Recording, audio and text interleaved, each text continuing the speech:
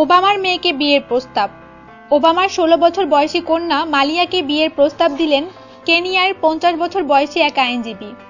মালিয়াকে তার সাথে বিয়ে দিলে তিনি ওবামাকে ৫০টি গরু, ৭০টি গাধা ও ৩০টি ছাগল উপহার হিসেবে দেবেন বলেও ঘোষণা দিয়েছেন।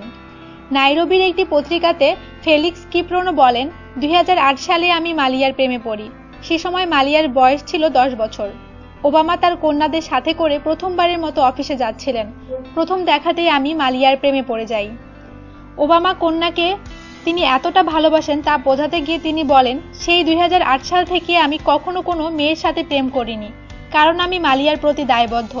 আমি আমার পরিবারকে একথা জানিয়েছি, তারা আমাকে উৎসাহ দিয়েছে। কিপ্রোনো আশা করেছেন, জুলাইতে ওবামা যখন প্রথমবারের মতো তার পিতৃভূমি কেনিয়া সফরে আসবেন, তখনই তাকে বিয়ের প্রস্তাবটা তিনি দিয়ে ফেলবেন।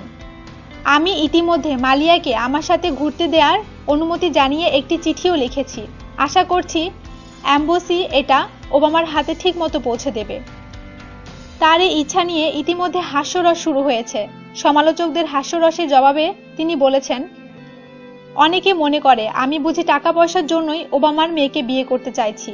তাদেরকে বলছি, না, আমার এসবের কোনো লোভ নেই। আমার ভালোবাসা খাঁটি। আমি মালিয়াকে খুব ভালোবাসি।